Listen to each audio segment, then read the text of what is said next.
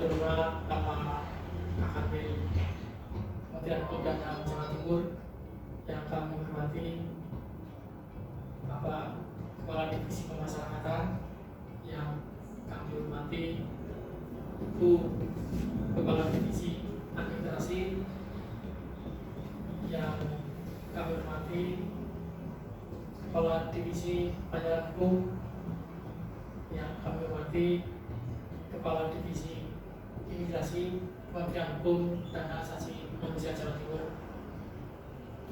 Puji syukur kita panjatkan kepada Allah Subhanahu wa Ta'ala yang telah memberikan rahmat, taufik serta hidayahnya, sehingga pada kesempatan kali ini saya dapat mempresentasikan Rutan Nganjuk menuju wilayah bebas dari polusi. Untuk yang pertama kita lakukan adalah progresikan Rutan Nganjuk. Rutan Nganjuk didirikan pada tahun 1886 oleh pemerintah kolonial Belanda yang terletak di jantung kota Nganjuk, Jalan Supriyadi nomor 9. Berdiri di atas lahan seluas 6.530 meter persegi dan luas bangunan 2.224 meter persegi, memiliki daya tampung 142 orang. Adapun WBB dan tahanan di Rutan Nganjuk narapidana sebanyak 170 orang, tahanan 80 orang, yang telah menjalani asimilasi adalah 120 orang sampai tanggal 5 Mei 2020.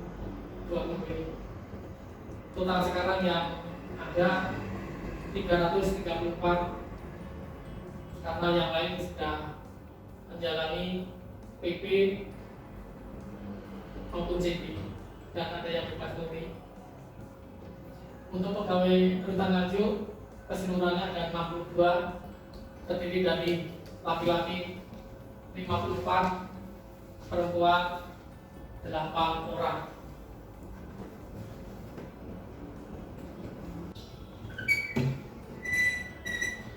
Guna menuju ke zona integritas, 6 area perubahan yang harus kita lalui adalah: 1. Manajemen perubahan. Yang kedua, penata laksanaan. Yang ketiga, penataan manajemen sumber daya manusia. Yang keempat, penguatan akuntabilitas. Yang kelima, penguatan pengawasan. Dan yang keenam, peningkatan kualitas pelayanan publik. Yang pertama, manajemen perubahan. Dalam menjalankan manajemen perubahan, kami dari Rutan Nganjuk telah menyusun tim kerja dengan keluarkan SK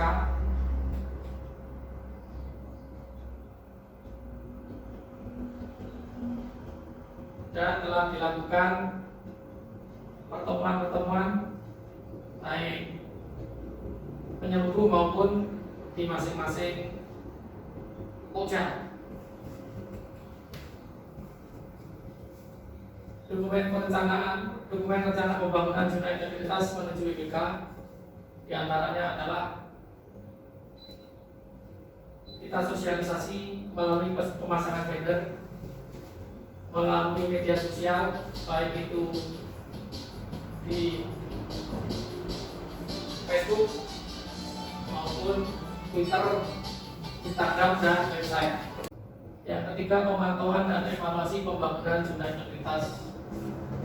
Kami dari Rutan Nganjuk telah mengevaluasi program untuk kunjungan yang awalnya rusak sudah kita perbaiki dan telah dimonitor dan dievaluasi oleh Bapak Kabir, dan insya Allah sudah bisa digunakan dengan baik, tidak mengganggu dengan kegiatan yang lain. Yang keempat, perubahan pola pikir dan budaya kerja. dari perubahan pola pikir dan budaya kerja, kita telah merubah mindset kita bahwa pola yang lama yang sekiranya sudah tidak cocok dengan era globalisasi sekarang harus kita tinggalkan. Kita harus memulai dengan hal-hal yang baru, diantaranya kita tidak pungli, tidak melakukan korupsi, dan juga tidak ada intimidasi kepada petugas maupun warga binaan. Selanjutnya penataan tata laksana. Prosedur operasional tetap atau SOP kegiatan utama, yakni informasi alur proses kunjungan PBB Katahanan. Jadi kita sudah membuat banner-banner alur tentang layanan kepada warga binaan, diantaranya dengan memberikan arahan kepada pengunjung untuk antri dan duduk di tempat yang telah disediakan untuk menunggu giliran pendaftaran. Selebihnya setelah diadakan pendaftaran, masuk ke portir, di situ ada penggeledahan barang maupun orang, ya tentunya dilakukan dengan tidak melanggar HAM.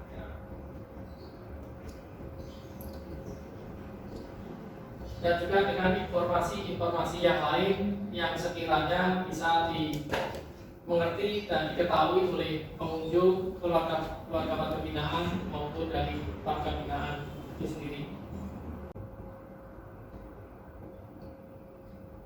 Yang kedua, B-Office, kapsen pemanfaatan teknologi informasi. Jadi setiap pegawai sekarang sudah ada sistem informasi pegawai. Jadi setiap pegawai atau petugas rutan nganjuk tidak bisa lagi bekerja seenaknya. Semuanya sudah tercover di dalam SIPEK, baik itu absensi, baik jurnal harian, dan selalu dimonitor oleh atasan langsung. Demikian hanya dengan surat menyurat, semuanya sudah tercover dengan Sisumaker, sistem surat masuk dan keluar. Untuk warga binaan sudah disediakan STP, jadi petugas tidak bisa main-main dengan perubahan tahanan, masa penahanan ataupun masa pidana PBB dan tahanan.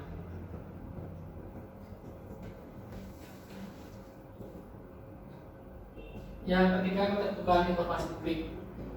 Keterbukaan informasi publik, pengusulan hak warga binaan, integrasi cuti menjelang bebas seperti mengunjungi keluarga, mengunjungi bersyarat, asimilasi dan pembebasan bersyarat, serta remisi BPP rutan kelas 2 Nganjuk, semuanya sudah bisa dilihat di STP. Kalau warga binaan bisa langsung melihat di self service dengan insert print, otomatis biodata semuanya akan keluar. Jadi warga binaan tidak perlu tanya lagi kepada petugas kapan bebas, kapan setengahnya, dan kapan bisa mengusulkan hak-haknya.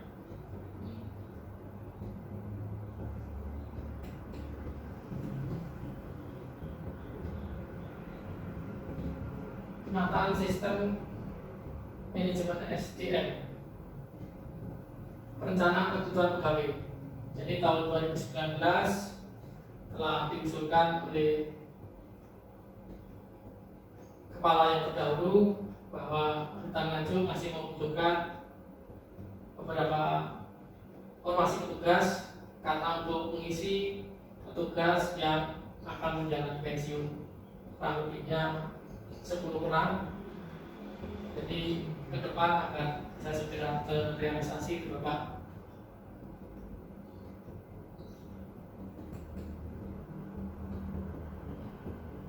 pola mutasi internal di bulan Januari akhir untuk penyegaran tugas para petugas rutan Nganjuk. Kami telah melakukan rapat internal diantaranya dengan para pejabat struktural untuk merubah tugasnya dari rekan-rekan yang sekiranya kurang pas ataupun kurang sesuai dengan formasi yang kita inginkan saat ini. Di antaranya adalah ada beberapa orang yang kita mutasikan bidangnya. Sistem informasi kepegawaian semuanya sudah melalui SIPOT, jadi semuanya bisa dimonitor oleh atasan langsung, termasuk dengan pengajuan tunjangan kinerja. Sudah ada absensi, apabila di depan semuanya itu tidak dilakukan, maka otomatis tunjangan kinerjanya akan berkurang. 4. Penguatan akuntabilitas, indikator keterlibatan pemimpin, penetapan rencana kinerja 2020, pengukuran kinerja performa, dan evaluasi kinerja hakim.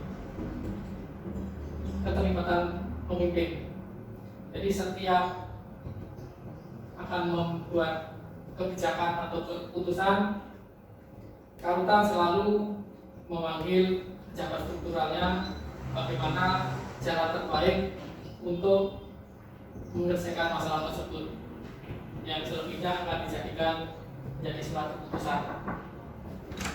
Berikutnya adalah penerapan rencana kinerja tahun 2020. Jadi untuk rencana kinerja tahun 2020 yang sudah kami buat adalah meningkatkan pelayanan dan pembimbingan kepada tahanan dan warga binaan agar semua kebutuhan yang telah tercantum dalam peraturan bisa kita optimalkan, di antaranya layanan makan, layanan kesehatan, layanan rohani maupun kunjungan dari keluarga. Pengukuran kinerja performance. Jadi untuk pengukuran hal tersebut kita telah ada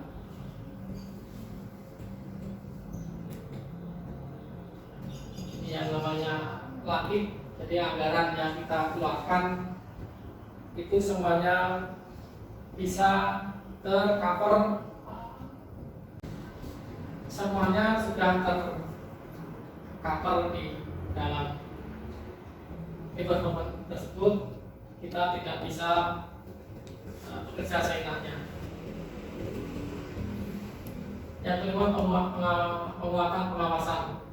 Penguatan pengawasan diantaranya melakukan pengawasan terhadap kegiatan kunjungan, baik itu untuk tahanan maupun narapidana, yang semuanya sesuai dengan norma dan etika yang ada ketimuran, tidak diberi kewenangan, diberi kebebasan kepada mereka, karena semuanya harus melalui proses dan norma-norma kesopanan. Dan juga kami telah membuat banner pelayanan aduan, baik itu ke pusat, ke kanwil maupun di UPT kita sendiri, semuanya sudah tertera nomornya. Penerapan sistem pengendalian internal pemerintah SPP. Jadi setiap tugas selalu kita ajak berpikiran yang positif setiap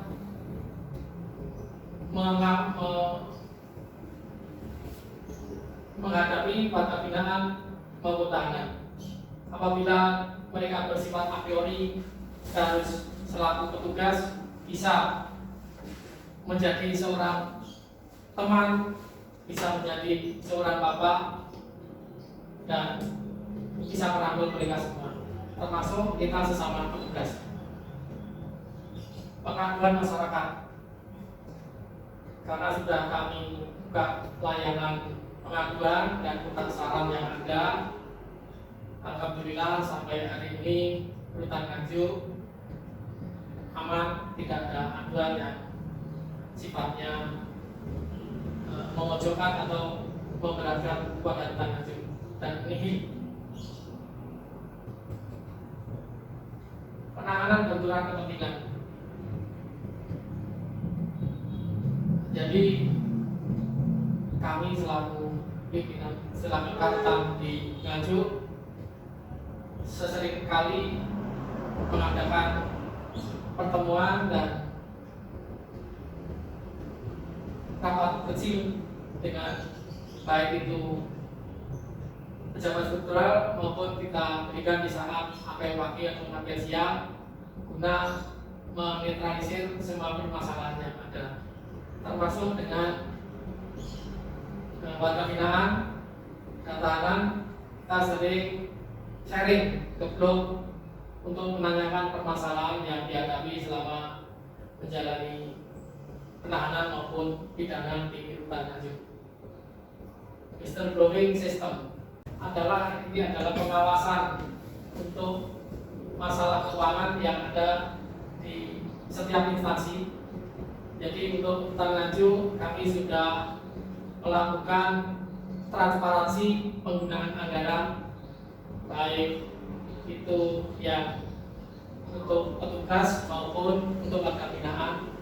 Semuanya sudah kami buka di rapat dinas dan diimplementasikan kepada hak-hak warga binaan, dan termasuk dengan laporan harta kekayaan pegawai Rutan Nganjuk. Kesemuanya sudah melaporkan sesuai dengan format yang ada, baik itu LHKPN maupun LHKSN. LHKPN adalah para pejabat ataupun petugas yang menangani masalah keuangan dan juga inventaris lainnya. Yang keenam, peningkatan kualitas pelayanan publik. Standar pelayanan, yakni kita telah membuka satu ruangan yang dipakai untuk memberikan pelayanan kunjungan di luar gedung, tepatnya di halaman rutan, untuk memberikan antrian kepada pengunjung yang akan ketemu dengan keluarganya, dan juga adanya self-service bagi tahanan maupun warga binaan, menempelkan jaringan yang akan mengetahui kapan dia bebas, kapan sepertiga, setengah maupun 2/3-nya, termasuk untuk mendapatkan remisi. Budaya pelayanan prima. Jadi di saat era sekarang, kita sebagai petugas pemasyarakatan tidak boleh memberikan layanan yang terlalu lama. Apabila bisa dipercepat, kenapa harus dibuat lama? Layanan singkat, sehari selesai. Di antaranya adalah kepengurusan PP, CP, CB. Penilaian kepuasan terhadap pelayanan sesuai dengan